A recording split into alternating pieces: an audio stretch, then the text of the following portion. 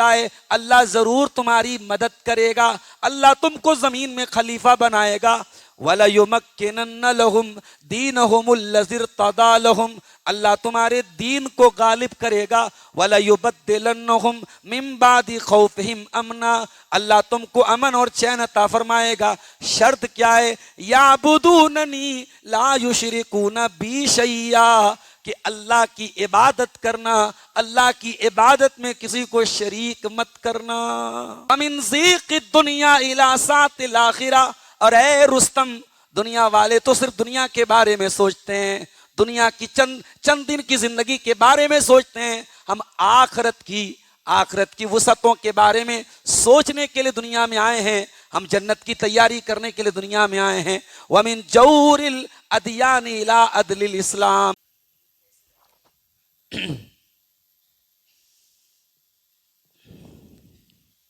السلام علیکم ورحمۃ اللہ وبرکاتہ۔ الحمد للہ نحمده ونستعینه ونستغفره ونعوذ باللہ من شرور انفسنا ومن سیئات اعمالنا، من يهده الله فلا مضل له ومن يضلل فلا هادي له، واشهد ان لا اله الا الله وحده لا شريك له، واشهد ان محمدا عبده ورسوله۔ یا ایھا الذین آمنوا اتقوا اللہ حق تقاته ولا تموتن الا وانتم مسلمون۔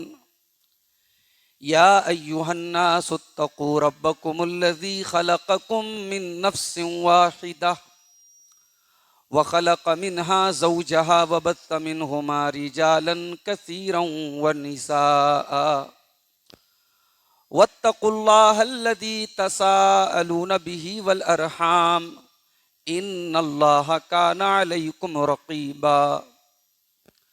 یا ایھا الذین آمنوا اتقوا اللہ وقولوا قولا سدیدا یصلح لکم اعمالکم ویغفر لکم ذنوبکم ومن یطع اللہ ورسولہ فقد فاز فوزا عظیما۔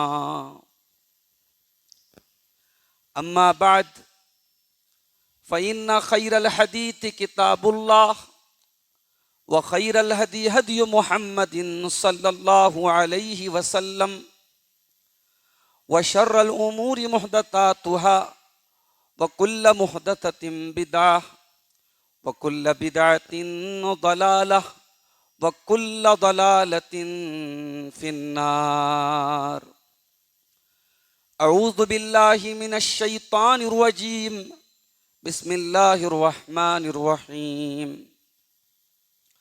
کنتم خیر امۃ اخرجت للناس تأمرون بالمعروف وتنہون عن المنکر وتؤمنون باللہ۔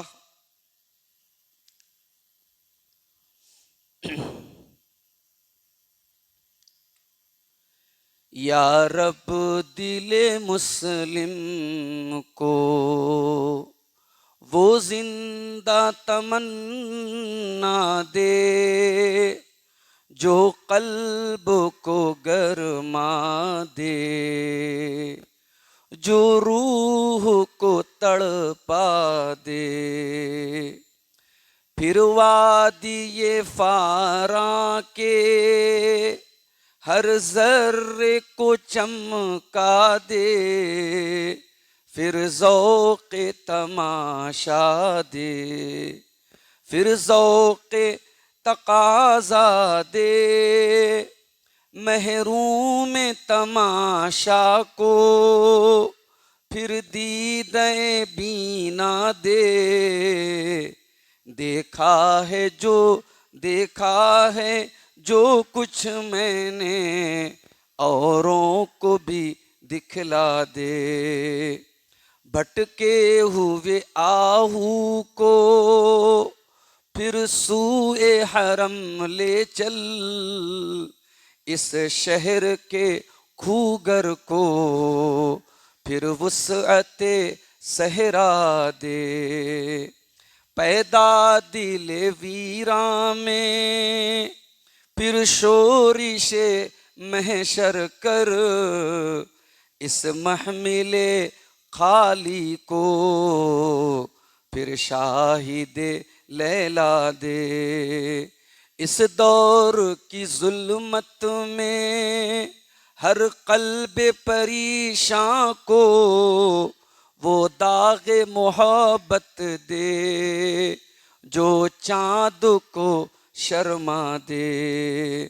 رفعت میں مقاصد کو ہم دوش ثریا کر، خودداری ساحل دے آزادی دریا دے، بے لوث محبت ہو بے باک صداقت ہو، سینوں میں اجالا کر دل صورت مینا دے، احساس عنایت کر آثار مصیبت کا، امروز کی شورش میں اندیشہ فردا دے، میں بلبل نالا ہوں ایک اجڑے گلستاں کا، تاثیر کا سائل ہوں محتاج کو داتا دے، یا رب دل مسلم کو وہ زندہ تمنا دے۔ صدر محترم، علماء کرام، محترم بزرگوں، نوجوان ساتھیوں، پردہ نشین ماؤں اور بہنوں، پیارے بچوں،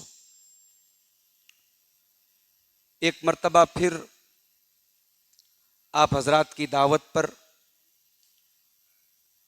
آپ کے اس علاقے جس کو بندی کلاں کے نام سے جانا جاتا ہے آنے کا موقع ملا،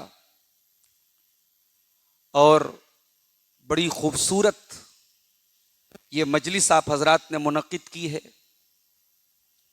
ہمارے عزیز دوست شیخ حفیظ الرحمن سلفی حفظہ اللہ، حضرت ابراہیم علیہ السلام کی سیرت کی روشنی میں قربانی کا اصل مقصد اور قربانی کی روح آپ کو بتا رہے تھے۔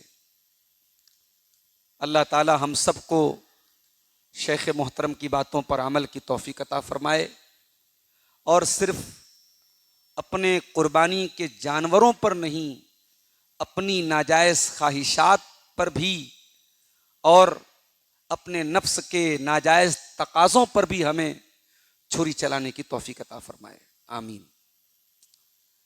میرے بھائیوں، آج کے اس پروگرام کے لیے جس موضوع کا میں نے انتخاب کیا ہے وہ قرآن کریم کی جو آیت میں نے آپ کے سامنے پڑھی ہے، اسی آیت کی روشنی میں کچھ باتیں آپ کے سامنے میں رکھنا چاہتا ہوں۔ قرآن کریم میں سورہ آل عمران کی آیت نمبر 110، اس کا ایک ٹکڑا میں نے آپ کے سامنے پڑھا ہے۔ اس آیت میں اللہ تعالیٰ نے اس امت کا مقام بیان کیا ہے۔ امت محمدیہ، اللہ کے آخری نبی جناب محمد الرسول اللہ صلی اللہ علیہ وسلم کی امت کا مقام کیا ہے؟ اللہ نے ڈائریکٹ امت کو خطاب کر کے وہ مقام بتایا ہے، اور اللہ نے جب مقام بتایا ہے تو مقام کے ساتھ ساتھ ذمہ داری بھی بتائی ہے۔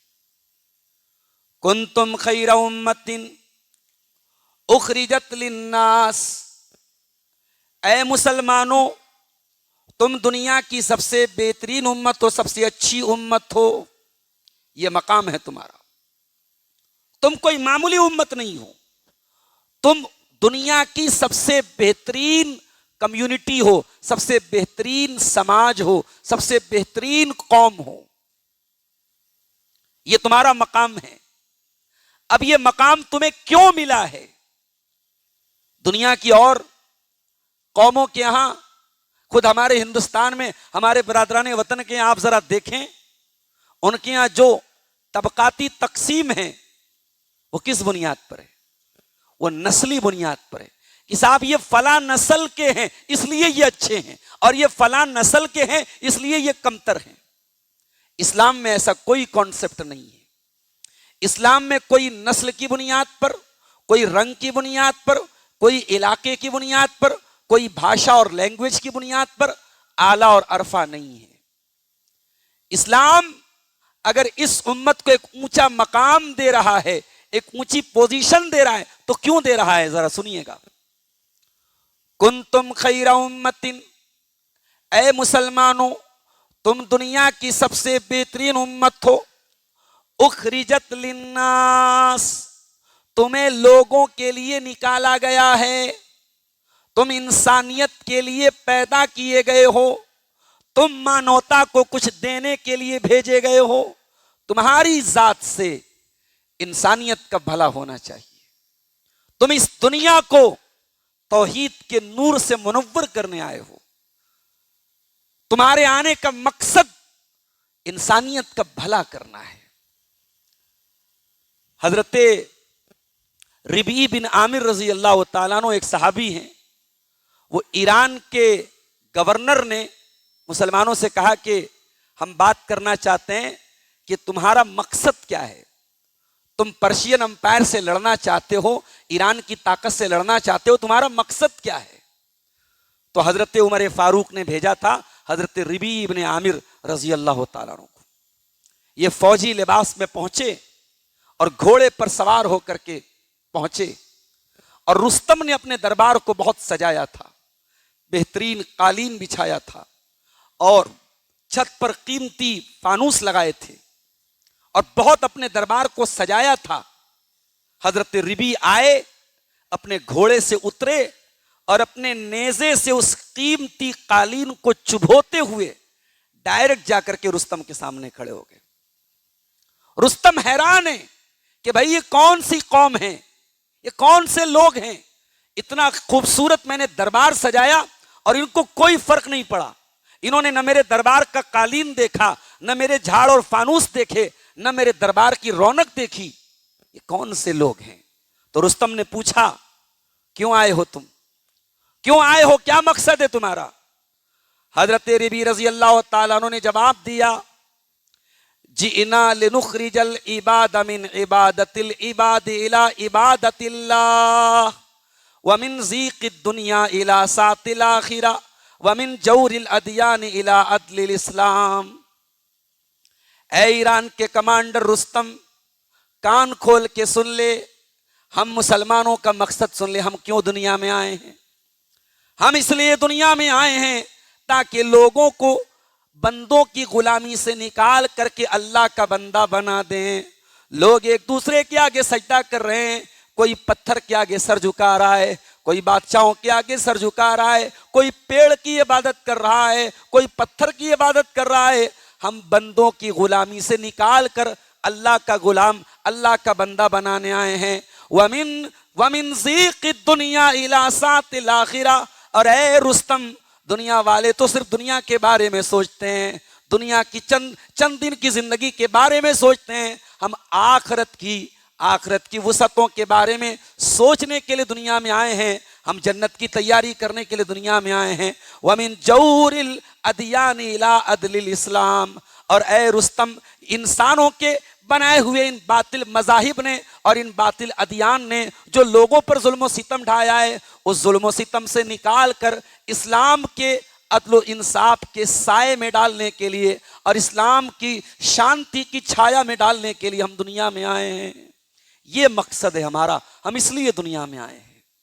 اخرجت للناس، اے مسلمانوں تم مانوتا کو کچھ دینے کے لیے آئے ہو. تامرون بالمعروف، تمہاری پہچان یہ ہے تم دنیا کو نیکی کا حکم دیتے ہو، وَتَنْهَوْنَ عَنِ الْمُنْكَرِ، اور برائی سے روکتے ہو.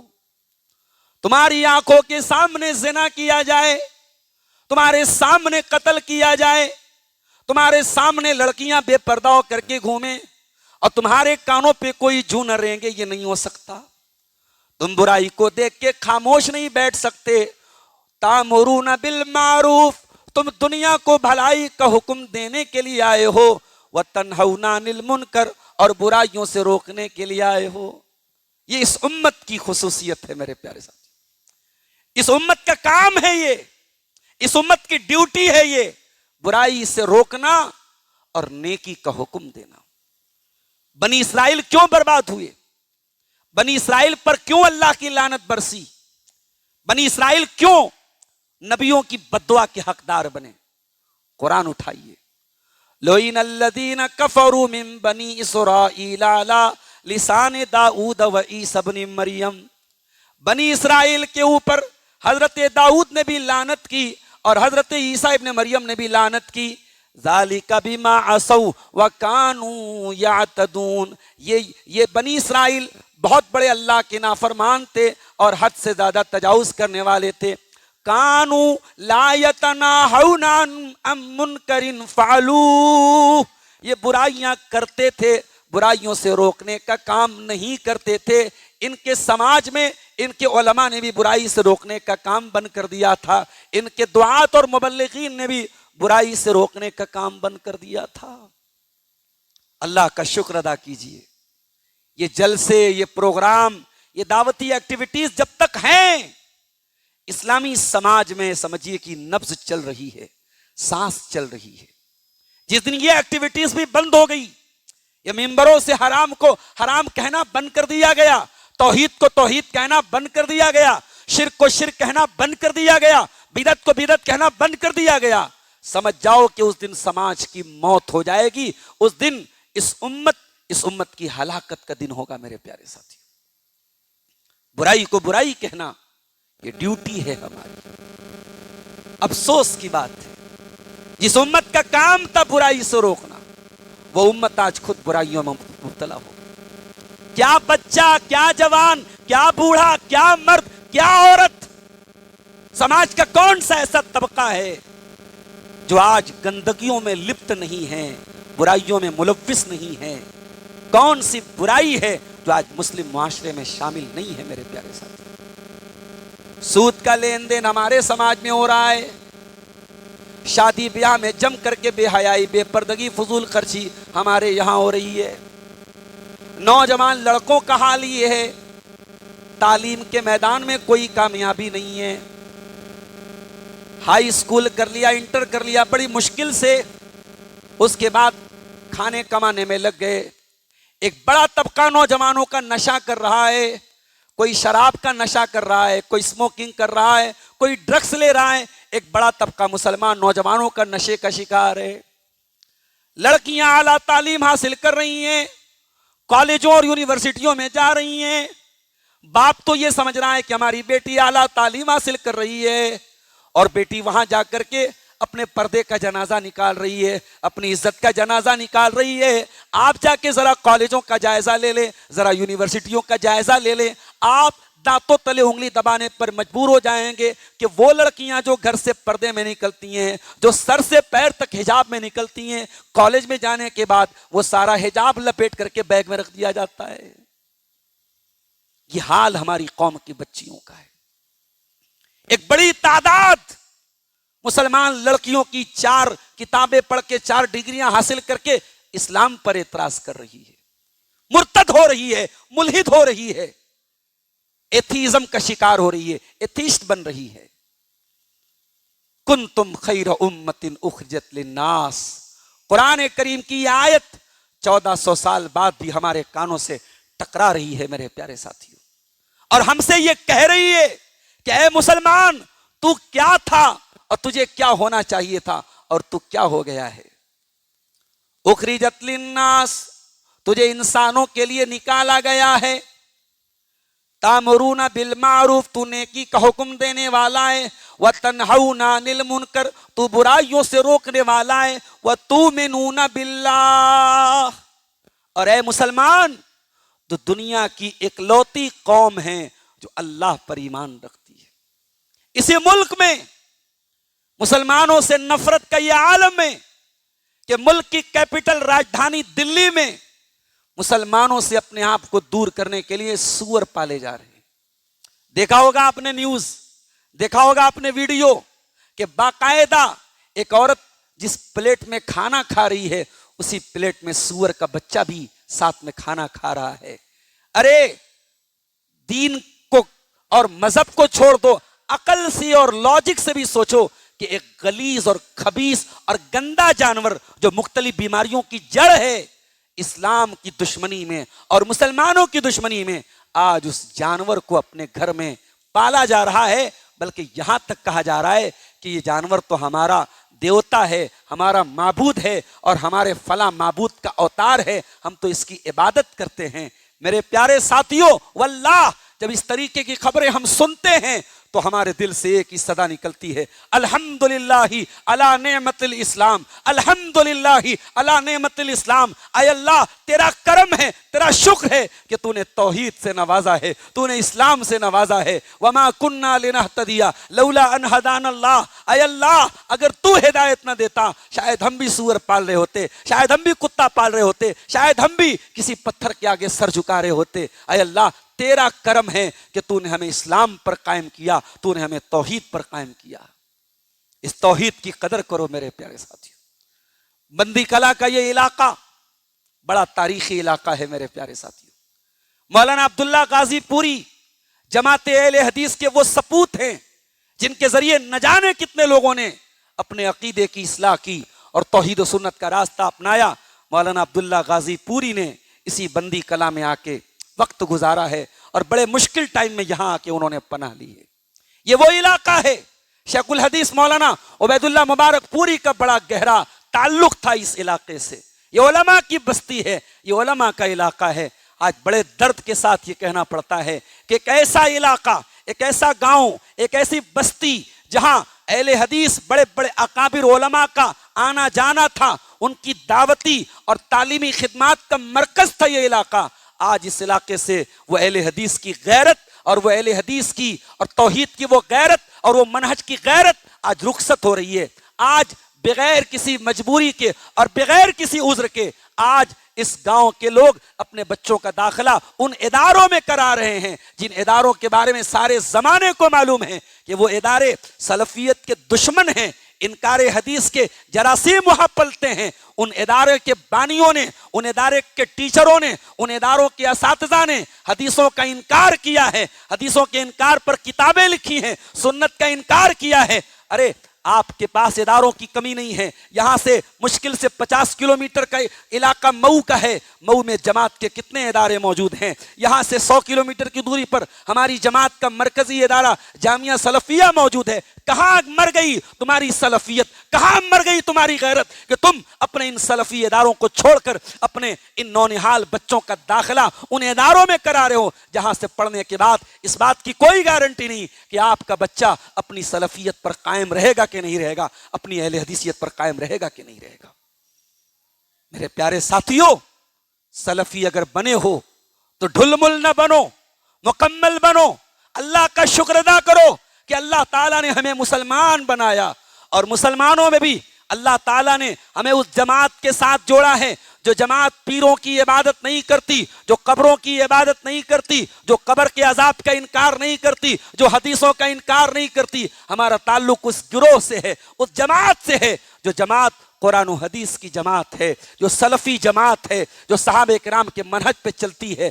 آج ہم اس مسلک اور اس منہج کی دعوت دیتے ہیں. میرے پیارے ساتھیوں، علم سے جڑو میرے پیارے ساتھیوں، علماء سے جڑو.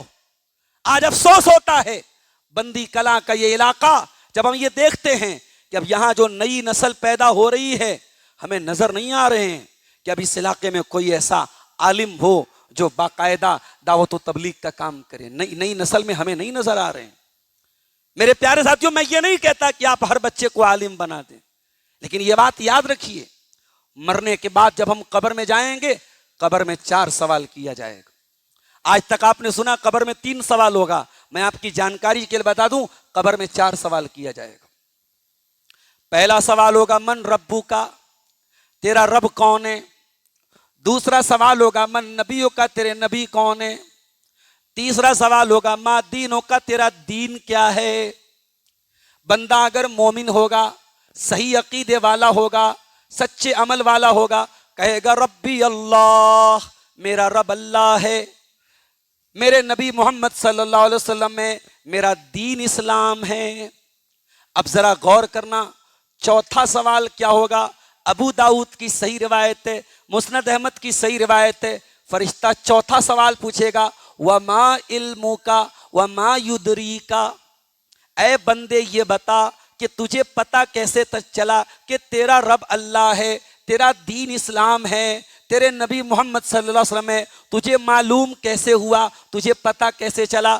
بندہ کیا جواب دے گا؟ قرأت کتاب اللہ، قرأت کتاب اللہ فآمنت بہ وصدقت بہ۔ اے فرشتوں، میں نے اللہ کی کتاب کو پڑھا تھا، میں نے قرآن کو پڑھا تھا، میں قرآن کے اوپر ایمان لایا تھا، میں نے قرآن کی تصدیق کی تھی، میں نے قرآن کو سمجھ کر کے پڑھا تھا، قرآن کو پڑھنے کی وجہ سے، قرآن کا علم حاصل کرنے کی وجہ سے آج قبر کے سوالوں کا جواب میں دے پایا ہوں۔ پتہ یہ چلا کہ قرآن کا علم حاصل کیے بغیر اور قرآن پڑھے بغیر آپ تو قبر میں بھی نہیں بچ پائیں گے میرے پیارے ساتھی۔ شوق سے بناؤ اپنے بچوں کو انجینئر، ہماری قوم کو بہت ضرورت ہے انجینئروں کی۔ شوق سے بچوں کو ڈاکٹر بناؤ، ہماری قوم کے بچوں اور بچیوں کو ڈاکٹر بنانے کی ضرورت ہے، مگر اپنے بچوں کو اس قابل تو بناؤ میرے ساتھیوں کہ جب مرنے کے بعد وہ قبر میں جائے تو ان 3 سوالوں کا 4 سوالوں کا جواب تو دے سکے۔ میرے ساتھیوں، یہ جواب آپ کو علم دین کے اندر ملے گا۔ اپنی مسجد کے اندر ایک مضبوط مکتب قائم کیجئے، ایک مضبوط ٹیچر کا انتظام کیجئے، اور وہ بچے جو انگلش میڈیم اسکولوں میں پڑھتے ہیں ان بچوں کو 2 گھنٹہ 1.5 گھنٹہ جو بھی ٹائم دے سکے مسجد کے مکتب میں آپ دین کی جو موٹی موٹی تعلیم ہے، جو بیسک تعلیم ہے، جو عقیدے کی تعلیم ہے، اپنے بچوں کو دیجئے تاکہ بچہ کوئی بھی تعلیم حاصل کرے اس کی فاؤنڈیشن مضبوط ہو، اس کی بیس مضبوط ہو، اس کی بنیاد مضبوط ہو۔ میرے پیارے ساتھیوں، آپ کو اللہ تعالیٰ نے سب سے بہترین امت میں بنایا ہے، اس امت کی ذمہ داریوں کو سمجھنے کی کوشش کیجیے۔ قرآن کا دوسرا پارہ کھولیے، اللہ نے فرمایا وَكَذَلِكَ جَعَلْنَاكُمْ أُمَّةً وَسَطًا، اے مسلمانوں، ہم نے تم کو سب سے اچھی امت بنایا، سب سے درمیانی امت بنایا، سب سے بیچ والی امت بنایا۔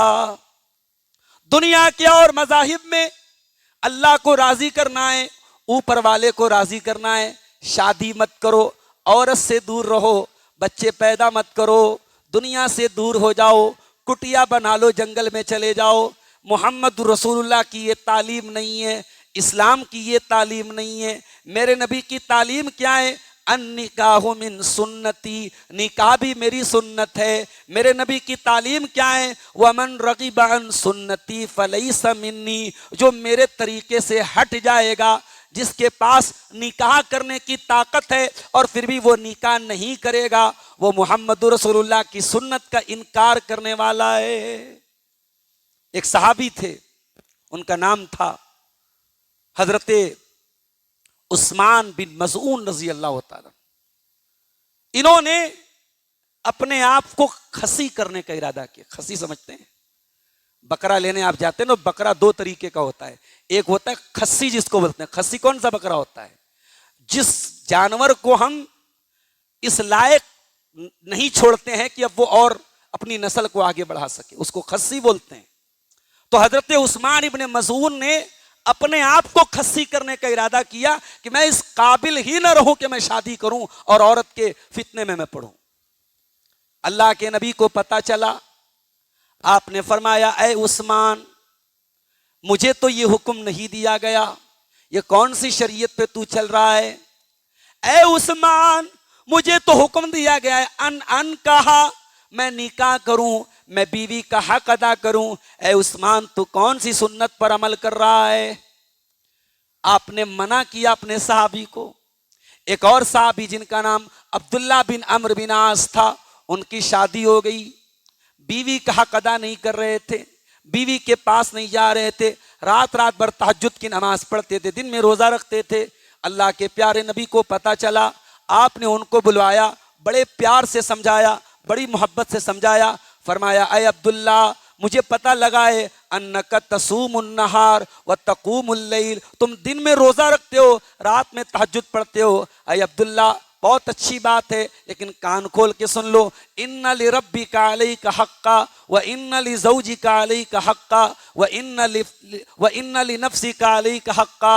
اے عبداللہ تیرے رب کا بھی تیرے اوپر حق ہے، تیری جان کا بھی تیرے اوپر حق ہے، تیری بیوی کا بھی تیرے اوپر حق ہے۔ اے عبداللہ سب کا حق ادا کرو، اسلام سب کا حق ادا کرنے کی تعلیم دیتا ہے۔ اللہ اکبر، اتنا پیارا دین ہمیں ملا ہے، اتنا پیارا دین ملا ہے۔ کبھی آپ غور کیجئے اللہ نے ہمیں کتنا پیارا دین دیا ہے میرے ساتھ، اس دین میں کتنی آسانی ہے۔ یرید اللہ بکم الیسر ولا یرید بکم العسر، اللہ تعالیٰ تمہارے ساتھ آسانی چاہتا ہے، مشکل نہیں چاہتا ہے۔ رمضان میں 14 گھنٹے روزہ رکھنے کا حکم دیا گیا، لیکن روزہ رکھنے میں بھی اگر کوئی شوگر کا پیشنٹ ہے، کوئی بیمار آدمی ہے، فرمایا فمن کان منکم مریضا، اگر کوئی بیمار آدمی ہے او علی سفر، یا سفر میں چلا گیا ہے، فعدۃ من ایام اخر، بعد میں اپنے روزے کو پورا کر لے، اس وقت روزہ چھوڑ سکتا ہے۔ اور اگر کوئی پرماننٹ بیمار ہے، جیسے شوگر کی بیماری ہے، جیسے ڈائبٹک ہے، جیسے ہارٹ کا پیشنٹ ہے، اگر پرماننٹ بیماری ہے تو اس کو اللہ تعالیٰ نے چھوٹ دے دی ہے، وہ روزہ کے بدلے فدیہ دے گا، اسے روزہ رکھنے کی ضرورت نہیں ہے، وہ روزہ رکھنے کی طاقت ہی نہیں رکھتا ہے۔ اسلام ہماری جسمانی، ہماری نفسیاتی تمام ضرورتوں کی تکمیل کرتا ہے میرے پیارے ساتھی۔ آسان دین دیا ہے اللہ تعالیٰ نے۔ اسلام میں بھول چوک معاف ہے، اگر ہم سے بھول سے کوئی کام ہو جائے یا کسی گناہ کا ارادہ ہم نے کیا، ارادے پر اللہ تعالیٰ پکڑ نہیں کرے گا۔ اللہ کے نبی فرماتے ہیں ان اللہ تجاوز لامتی ما حدثت به انفسها، میری امت کے لوگ جب تک دل میں کسی چیز کا ارادہ کریں گے اللہ تعالیٰ پکڑ نہیں کرے گا۔ ما لم یتکلموا بها او یعملوا بها، جب تک زبان سے نکال نہیں دیں گے، جب تک عمل نہیں کریں گے، تب تک اللہ تعالیٰ پکڑ نہیں کرے گا۔ یہ ہمارے دین کی خصوصیات ہیں، یہ اس امت کی خصوصیات ہیں میرے پیارے ساتھی۔ اسی لیے اللہ کے پیارے نبی فرماتے ہیں اعطیت ما لم یؤت احد قبلی، او لوگوں مجھے وہ چیزیں دی گئی جو مجھ سے پہلے کسی کو نہیں دی گئی۔ صحابہ نے کہا اللہ کے نبی کون سی چیزیں آپ کو دی گئیں؟ مسند احمد کی صحیح روایت ہے، آپ نے فرمایا نصرت بالرعب، اللہ تعالیٰ نے مجھے رعب و دبدبہ عطا کیا ہے، دشمن کے دل پر میرا رعب و دبدبہ ہے۔ وسمیت احمد، اور اللہ تعالیٰ نے میرا نام احمد رکھا ہے، کسی اور کا نام اللہ تعالیٰ نے احمد نہیں رکھا، سب سے زیادہ اللہ کی تعریف کرنے والا۔ وجعل لی التراب طہورا، اور مٹی کو اللہ تعالیٰ نے میری امت کے لیے پاکی کا ذریعہ بنایا، پانی نہیں مل رہا ہے تیمم کر کے نماز پڑھ سکتے ہو۔ اور فرمایا وجعلت امتی خیر الامم، اور میری امت کو اللہ تعالیٰ نے تمام امتوں میں سب سے بہترین امت بنایا ہے۔ اللہ اکبر، اس امت کو اللہ تعالیٰ نے کیسی خصوصیات سے نوازا ہے میرے ساتھی۔ ابھی رمضان کا مہینہ گزرا، رمضان کے مبارک مہینے میں آخری عشرہ آیا، آپ نے بار بار علماء کی زبان سے سنا کہ آخری عشرے کی 5 طاق راتوں میں کوئی ایک رات لیلۃ القدر ہے، اور وہ لیلۃ القدر کون سی رات ہے؟ وما ادراک ما لیلۃ القدر، لیلۃ القدر خیر من 1000 شہر، 1000 مہینے سے افضل ہے۔ 1000 مہینہ، تقریباً 84 سال اس امت کو اللہ تعالیٰ نے چھوٹی زندگی دی ہے۔ 60 سے 70 سال کی ایوریج زندگی اس امت کو دی گئی ہے، لیکن اللہ نے ایسی رات دی ہم کو، ایک رات میں عبادت کریں گے 84 سال کا ثواب ملے گا۔ یہ خصوصیت ہے اس امت کی میرے ساتھی۔ اللہ کے پیارے نبی فرماتے ہیں نحن الآخرون الاولون یوم القیامہ، ہم دنیا میں سب سے بعد میں آئے ہیں، لیکن قیامت کے دن سب سے پہلے ہمارا حساب و کتاب ہوگا. وَأَوَّلُ مَن يُجِيزُ الصِّرَاطَ، اور پل صراط کو سب سے پہلے پار کرنے والی اگر کوئی امت ہوگی تو اللہ کے آخری نبی کی امت ہوگی. وَأَوَّلُ مَن يَدْخُلُ الْجَنَّةَ، اور جنت میں سب سے پہلے اگر کوئی امت داخل ہوگی تو اللہ کے آخری نبی کی امت داخل ہوگی. بلکہ آپ نے تو یہاں تک فرمایا کہ جنت میں آدھی تعداد، تقریباً آدھی تعداد امت محمدیہ کی ہوگی. صحابہ کرام نے نعرہ تکبیر لگایا تھا، اللہ اکبر کا نعرہ لگایا تھا جب نبی نے یہ بات کہی تھی کہ ارجو ان تکون نصف اہل الجنہ، کہ اے میری امت کے لوگوں، جنت کی آدھی تعداد تو تمہاری ہوگی. اور یہی نہیں، میری امت میں 70,000 لوگ ایسے بھی ہوں گے جو بغیر حساب و کتاب کے جنت میں جائیں گے. اور یہ وہ لوگ ہوں گے میرے پیارے ساتھیوں جو اللہ کی ذات پر مکمل بھروسہ کریں گے، جو گنڈا تعویذ نہیں کریں گے، جو ناجائز جھاڑ پھونک نہیں کریں گے، جو اللہ کی ذات کے علاوہ کسی پر کوئی توکل نہیں کریں گے، جو توحید کے پکے ہوں گے، جو توکل کے پکے ہوں گے. وہ 70,000 لوگ بغیر حساب و کتاب کے جنت میں جائیں گے. یہ اس امت کی خاص بات ہے. ہم لوگ نماز پڑھتے ہیں، نماز میں جب صف لگاتے ہیں کندھے سے کندھا ملا کے کھڑے ہوتے ہیں، پیر سے پیر ملا کے کھڑے ہوتے ہیں. آپ نے فرمایا صفوف امتی کا صفوف الملائکہ، میری امت جب صف لگاتی ہے تو ایسے ہی صف لگاتی ہے جیسے فرشتے صف لگاتے ہیں. فرشتے بھی بالکل سیدھی صف لگاتے ہیں اور فرشتے بھی بالکل مل کر کے کھڑے ہوتے ہیں. پتہ چلا کہ مل کر کھڑے ہونا نماز میں یہ فرشتوں کی پہچان ہے، یہ فرشتوں کی صف بندی ہے. اتنا بڑا مقام ہے اس امت کا. ایک اور حدیث آپ کو سنانا چاہتا ہوں امت کے مقام کے اوپر، بڑی پیاری حدیث ہے، بڑے غور سے سنیے گا. صحیح مسلم کی روایت ہے، اللہ کے پیارے نبی فرماتے ہیں ان اللہ زوالی الارض، اللہ تعالیٰ نے پوری زمین کو میرے سامنے پیش کر دیا. جیسے آج کے زمانے میں آپ سیٹلائٹ کے ذریعے پوری زمین کی تصویر دیکھ سکتے ہیں. 1400 سال پہلے اللہ تعالیٰ نے اپنے نبی کو پوری زمین کا ایک ویڈیو دکھایا. ان اللہ زوالی الارض، اللہ تعالیٰ نے زمین کو سمیٹ کر کے میرے سامنے رکھ دیا. فرأیت مشارقہا و مغاربہا، میں نے زمین کا پورب کا حصہ بھی دیکھا، میں نے زمین کا پچھم کا حصہ بھی دیکھا. وَإِنَّ أُمَّتِي سَيَبْلُغُ مُلْكُهَا مَا زُوِيَ لِي، اور زمین کا جہاں جہاں کا حصہ میرے سامنے پیش کیا گیا، میری امت وہاں تک اس کی بادشاہت پہنچے گی، میری امت کی طاقت وہاں تک پہنچے گی، وہاں تک توحید کا جھنڈا پہنچے گا، وہاں تک توحید کی آواز پہنچے گی. ارے مایوس کیوں ہوتے ہو؟ یہ چند ہوا کے تھپیڑے آئے اور تم مایوس ہو گئے. اس ملک میں بڑی نفرت کی ہوائیں چل رہی ہیں، مگر ایسا نہیں کہ اسلام ختم ہو گیا یا ختم ہو جائے گا. نہیں ختم ہوگا اسلام. ذرا سنیے گا اس امت کی بشارت کیا دی اللہ کے نبی نے. فرمایا جہاں جہاں زمین کا نقشہ میرے سامنے پیش کیا گیا وہاں وہاں میری امت کی حکومت پہنچے گی.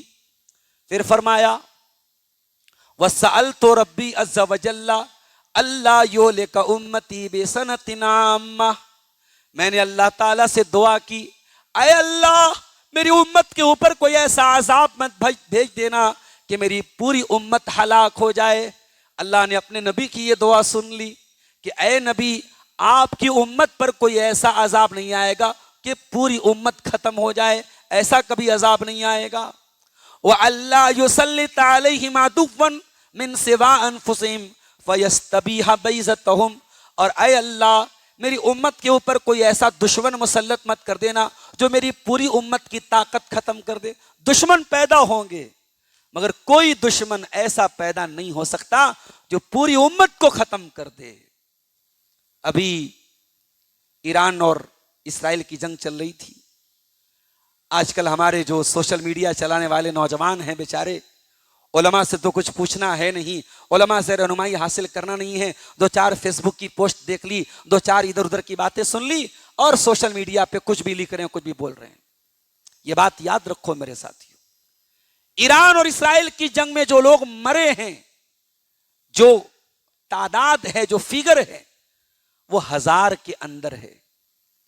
اور بشار الاسد اور اس کے باپ حافظ الاسد نے پچھلے 40 سالوں میں ملک کے شام کے اندر، سیریا کے اندر لاکھوں مسلمانوں کو قتل کیا ہے، اور اتنی بے دردی سے قتل کیا ہے۔ ابھی ایک انہی مجرموں میں سے ایک مجرم کا اقبال جرم آیا ہے، ویڈیو آیا ہے باقاعدہ، اس نے کہا کہ 150 شامی مسلمانوں کو ایک ساتھ میں نے گولیوں سے بھونا تھا اور ان کے بعد ان کو جلا ڈالا تھا، ان کی پوری لاش کو جلا دیا تھا۔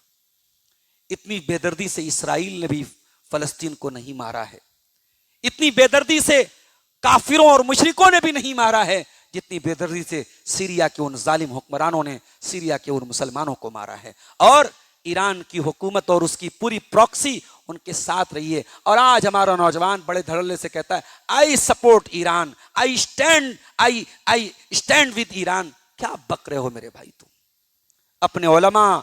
اپنے علماء کو چھوڑ کر کے اندھی دوڑ مت لگاؤ، اور اس طریقے کے معاملات میں اندھے ہو کر کے، بہرے ہو کر کے، اور معاملات اور انجام سے بے خبر ہو کر کے اپنی کوئی رائے اور اپنی کوئی بات مت پیش کرو میرے پیارے ساتھیوں۔ اللہ کے نبی فرما رہے ہیں کہ میں نے دعا کی تھی، اے اللہ میری امت پر کوئی ایسا دشمن مسلط مت کرنا جو میری پوری امت کو ختم کر دے۔ اللہ نے یہ دعا بھی سن لی، لیکن اللہ نے ساتھ میں یہ کہا الا ان یہلک بعضهم بعضا ویسبی بعضهم بعضا۔ اے نبی تیری امت کے اندر وہ دور تو آئے گا لوگ خود ایک دوسرے کو قتل کریں گے اور ایک دوسرے کو قیدی بنائیں گے۔ اب میں تقریر کے آخری پوائنٹ کی طرف بڑھ رہا ہوں۔ نبی کی امت کی فضیلت آپ نے سن لیا، مقام سن لیا۔ یہ امت آج جوتے کیوں کھا رہی ہے؟ یہ امت ذلیل کیوں ہے؟ یہ امت پریشان کیوں ہے؟ تو 4 پوائنٹ میں بات کو سمجھیے۔ 4 بڑی بڑی وجہ ہے اس امت کے ذلیل ہونے کی، اس امت کے زوال کی 4 بڑی بڑی وجہ ہے۔ پہلی وجہ اس امت کے زوال کی، یہ امت اپنی بنیاد سے دور ہو گئی۔ اس امت کی بنیاد توحید تھی، وَتُؤْمِنُونَ بِاللَّهِ، یہ ایاک نعبد و ایاک نستعین والی امت تھی، یہ لا الہ الا اللہ والی امت تھی۔ لیکن یہ امت کون سی بن گئی؟ قبروں پر سر جھکانے والی امت بن گئی۔ یہ غریب نواز اور بندہ نواز اور غوث اعظم اور مشکل کشا اور دستگیر کا خطاب اللہ کے بندوں کو دینے لگی، اور مولانا الطاف حسین حالی کو کہنا پڑا کہ وہ دین جس سے توحید پھیلی جہاں میں، وہ بدلا گیا آ کے ہندوستان میں۔ توحید کو ہم نے ختم کر دیا میرے ساتھی۔ ایک بڑا طبقہ امت کا، اس کے اندر توحید نام کی کوئی غیرت ہی نہیں۔ اسی اتر پردیش میں 150 کلومیٹر آپ کے یہاں سے دور ایک جگہ ہے اکبر پور، وہاں کبھی آپ کا سفر ہو ٹرینوں پر، دیکھیے مزار کا اور قبر کو دھونے کے بعد جو گندا پانی ہوتا ہے اسے ڈرم میں بھر بھر کے لوگ لاتے ہیں کہ صاحب یہ کچھوچا شریف کا پانی ہے۔ اگر وہ کچھوچا شریف کا پانی، وہ برکت والا پانی اور بیماروں کو شفا دینے والا پانی ہے، تو بنارس کی گنگا کا پانی بھی پھر پوتر ہے، پھر اس پر آپ کو اعتراض کیوں ہوتا ہے؟ میرے پیارے ساتھیوں، عقیدہ خراب ہو گیا، مت ماری گئی، توحید لٹوا دی مسلمانوں نے۔ اور جب توحید ختم ہو گئی تو اللہ کا جو وعدہ تھا، اللہ نے توحید کی شرط کے ساتھ وعدہ کیا تھا۔ اللہ نے فرمایا سورہ نور کے اندر، وعد اللہ الذین آمنوا منکم وعملوا الصالحات لیستخلفنہم فی الارض کما استخلف الذین من قبلہم۔ اے ایمان والو، اللہ کا وعدہ ہے، اللہ ضرور تمہاری مدد کرے گا، اللہ تم کو زمین میں خلیفہ بنائے گا۔ وَلَيُمَكِّنَنَّ لَهُمْ دِينَهُمُ الَّذِي ارْتَضَىٰ لَهُمْ، اللہ تمہارے دین کو غالب کرے گا۔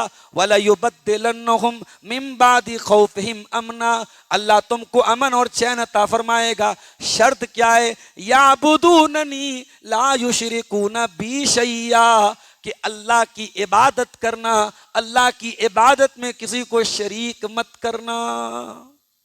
توحید سے دور ہو گیا۔ دوسری وجہ ہمارے زوال کی، سنت سے دور ہو گئے، توحید سے بھی دور ہو گئے، سنت سے بھی دور ہو گئے۔ اب سنت میں بہت ساری چیزیں آ گئی میرے ساتھی، چہرے دیکھ لو اپنے، لباس دیکھ لو اپنے، عورتوں کی زندگی دیکھ لو اپنی، شادیاں دیکھ لو اپنی، لین دین دیکھ لو اپنا۔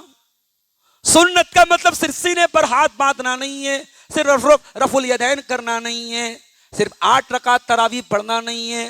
سنت کا مطلب یہ ہے زندگی کے تمام مسائل میں جناب محمد رسول اللہ کو آئیڈیل ماننا. وما آتاکم الرسول فخذوہ وما نہاکم عنہ فانتہوا. رسول جو دے دے لے لو، رسول جس سے منع کر دیں رک جاؤ. سنت کو چھوڑ دیا ہم نے.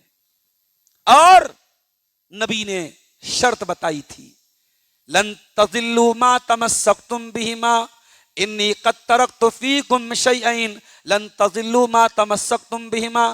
میں 2 چیزیں تمہارے بیچ میں چھوڑ کے جا رہا ہوں، جب تک ان دونوں چیزوں کو تھامے رہو گے کبھی گمراہ نہیں ہو سکتے. کتاب اللہ و سنتی، ایک اللہ کی کتاب ہے اور ایک میری سنت ہے. وَلَن يَتَفَرَّقَا، اور قرآن اور سنت کو کبھی جدا نہیں کیا جا سکتا.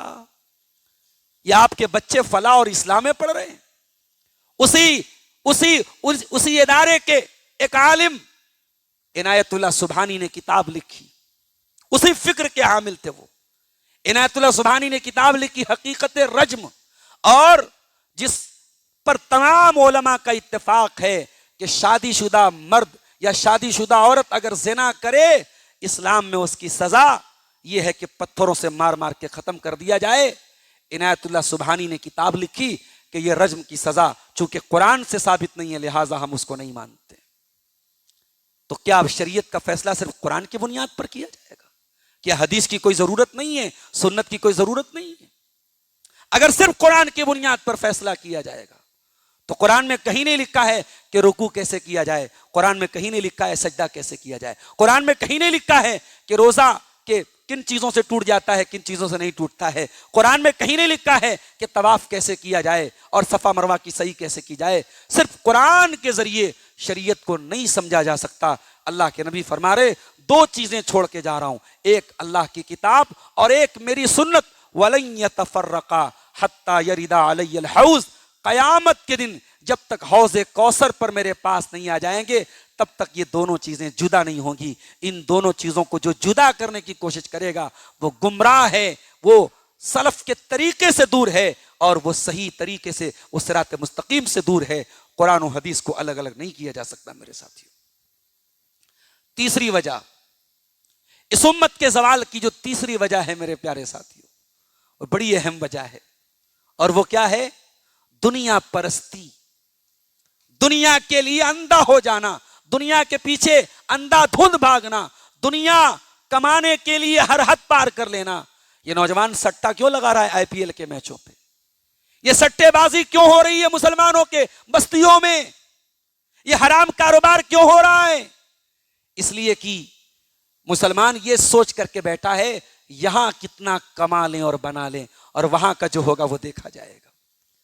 اسی لیے تو جمعہ کی نماز میں بار بار یہ سبق آپ کو سکھایا جا رہا ہے بل تؤثرون الحیات الدنیا والآخرۃ خیر وابقی. میرے بندے تو دنیا کی زندگی کو ترجیح دیتا ہے جبکہ آخرت کی زندگی زیادہ بہتر اور زیادہ باقی رہنے والی ہے. تو دنیا کو سب کچھ سمجھتا ہے. دنیا سب کچھ نہیں ہے میرے پیارے ساتھی. دنیا بہت کچھ ہے مگر دنیا سب کچھ نہیں ہے. ایک حدیث بڑی مشہور حدیث ہے، آپ نے سنی بھی ہوگی کئی بار.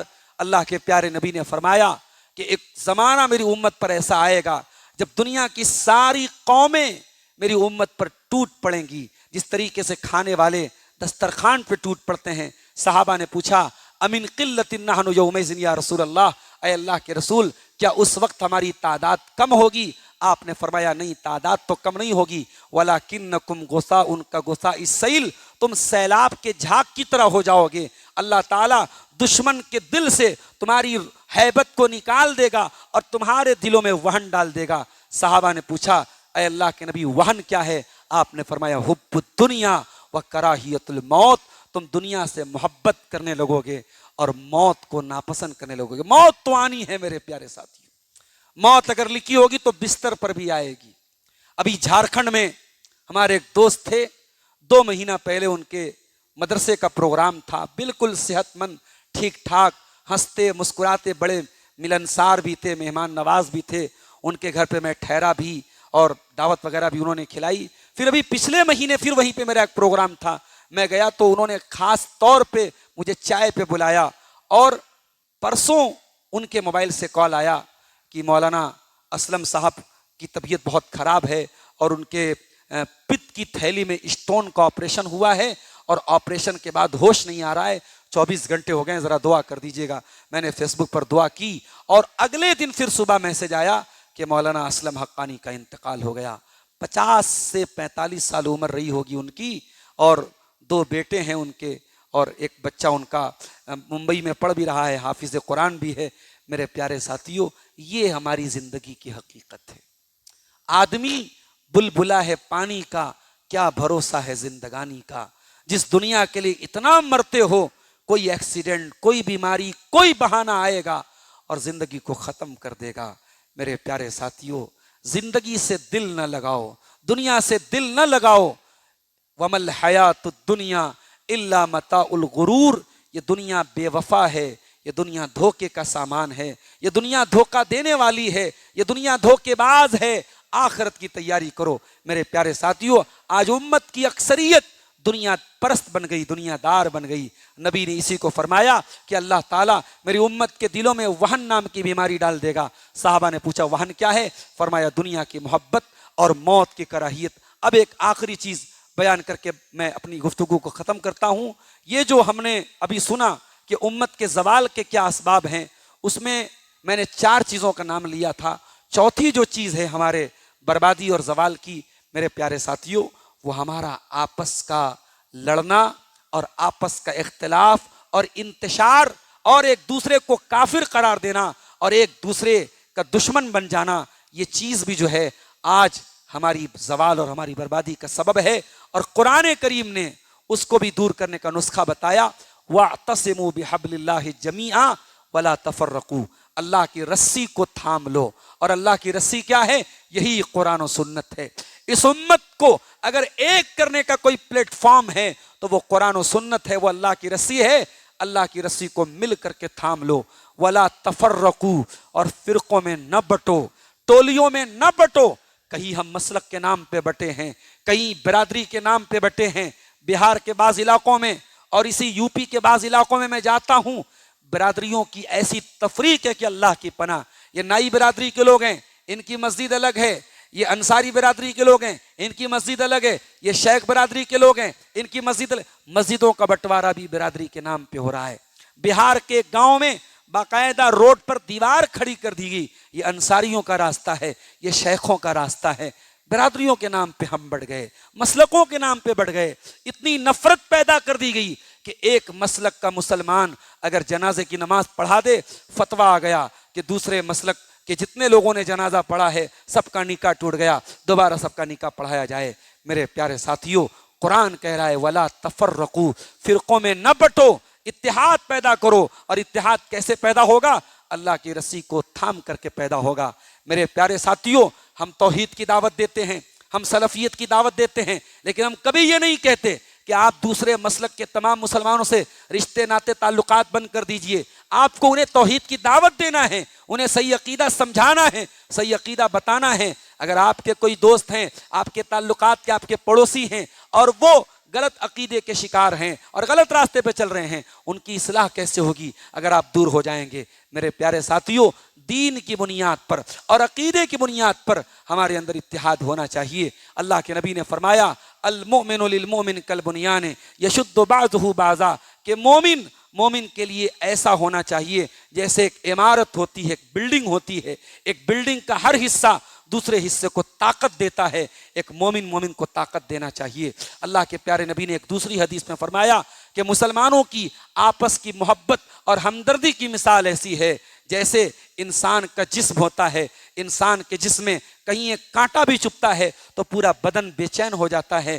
وہ محبت اور وہ ایکتا اور وہ اتحاد امت مسلمہ کے اندر ہونا چاہیے۔ میرے پیارے ساتھیوں، امت مسلمہ کے فرائض اور اس کی ذمہ داریاں اور اس کی خصوصیات کے موضوع پر یہ چند باتیں آپ کے سامنے رکھی گئیں۔ میں امید کرتا ہوں کہ ان باتوں کی روشنی میں ہم اپنا محاسبہ کریں گے، اپنی کمیوں کو ہم دور کریں گے، اور جو اللہ تعالیٰ نے اس امت کی ڈیوٹی قرار دی ہے کہ ہم ہم انسانیت کا بھلا کرنے کے لیے آئے ہیں، ہم نیکی کا حکم دینے کے لیے آئے ہیں، ہم برائی سے روکنے کے لیے آئے ہیں، ہم اللہ پر ایمان رکھنے کے لیے آئے ہیں۔ ان خصوصیات کو ہم اپنے اندر پیدا کریں گے۔ رب العالمین سے دعا ہے الہ العالمین تو ہم سب کو اپنی اصلاح کرنے کی توفیق عطا فرما۔ الہ العالمین خیر امت کی جو ذمہ داریاں ہیں وہ ہمیں نبھانے کی توفیق عطا فرما، اپنی کمیوں اور کوتاہیوں کو دور کرنے کی توفیق عطا فرما، ہمارے نوجوانوں کی اصلاح فرما، ہماری ماں بہنوں کی اصلاح فرما۔ اے اللہ، ہم جس منہج پہ چلتے ہیں، سلفی منہج، قرآن و حدیث کا منہج، اس منہج کی غیرت ہمیں اپنے اندر پیدا کرنے کی توفیق عطا فرما۔ اپنے بچوں کو دینی تعلیم دینے کا جذبہ، ابھی مئو کے ہمارے ایک ساتھی آئے ہیں، بتانے لگے کہ مئو میں جو ادارے ہیں، کئی ادارے مئو کے اندر چل رہے ہیں، لیکن جو داخلے ہو رہے ہیں سب باہر کے بچوں کے داخلے ہو رہے ہیں۔ مئو جیسی سرزمین پر جہاں خود بڑے بڑے علماء ہیں اور اتنے سارے ادارے ہیں، وہاں کے لوکل لوگ، جو مقامی لوگ ہیں، اپنے بچوں کو عالم بنانا نہیں چاہتے ہیں، دینی اداروں میں ڈالنا نہیں چاہتے ہیں۔ میں بار بار یہ بات کہتا ہوں، سارے بچوں کو عالم بناؤ، میں یہ نہیں کہتا ہوں، لیکن اگر آپ کے علاقے میں اتنے بڑے بڑے ادارے ہیں جہاں بہار سے، بنگال سے، دلی سے، ممبئی سے لوگ آ کے تعلیم حاصل کریں، اور آپ بنارس اور مئو میں رہ کر کے ان اداروں سے فائدہ نہ اٹھائیں، تو یہ بہت افسوس کی بات ہے۔ میرے پیارے ساتھیوں، ہو سکے تو اپنے بچوں اور بچیوں میں سے کسی ایک بچے کو اور کسی ایک بچی کو اس قابل بناؤ کہ وہ دین کے مسئلے میں آپ کی رہنمائی کر سکے، حلال اور حرام کے بارے میں بتا سکے، جائز اور ناجائز کے بارے میں بتا سکے۔ اللہ تعالیٰ جو ہم میں سے صاحب اولاد ہیں ان کو یہ جذبہ عطا فرمائے، ہم میں سے بیماروں کو اللہ تعالیٰ شفاء کاملہ عاجلہ عطا فرمائے، جو روزی روٹی سے پریشان ہیں اللہ ان کے کاروبار میں برکت عطا فرمائے، اللہ حلال روزی عطا فرمائے، اللہ جب تک دنیا میں زندہ رکھے اسلام پر زندہ رکھے اور ایمان پر ہمارا خاتمہ ہو، آمین۔ اور ربنا تقبل منا انک انت السمیع العلیم وتب علینا انک انت التواب الرحیم، وصلی اللہ تعالی علی نبینا محمد وعلی آلہ وصحبہ اجمعین، والسلام علیکم ورحمۃ اللہ وبرکاتہ۔